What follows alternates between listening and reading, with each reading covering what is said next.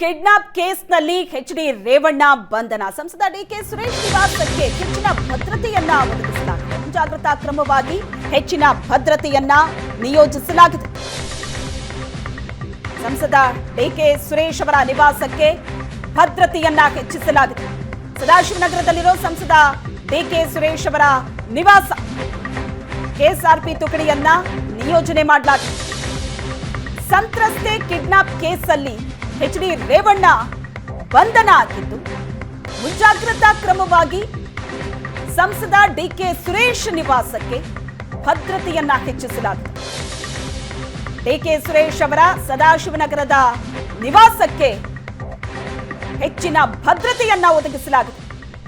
ದೃಶ್ಯದಲ್ಲಿ ನೋಡ್ತಾ ಇದ್ದೀರಿ, ಸದಾಶಿವನಗರದಲ್ಲಿರುವಂತಹ ಡಿಕೆ ಸುರೇಶ್ ಅವರ ನಿವಾಸ ಇದು.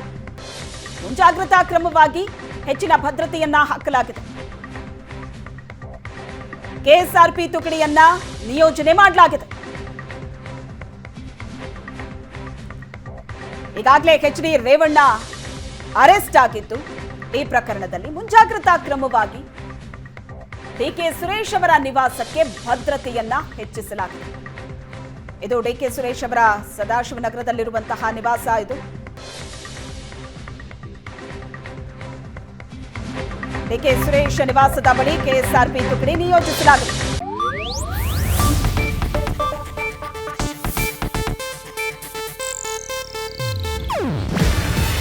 ಇದು ಏಷ್ಯಾನೆಟ್ ನ್ಯೂಸ್ ನೆಟ್ವರ್ಕ್ ಪ್ರಸ್ತುತಿ. ನೀವು ನೋಡ್ತಿದ್ದೀರಾ ಏಷ್ಯಾನೆಟ್ ಸುವರ್ಣ ನ್ಯೂಸ್.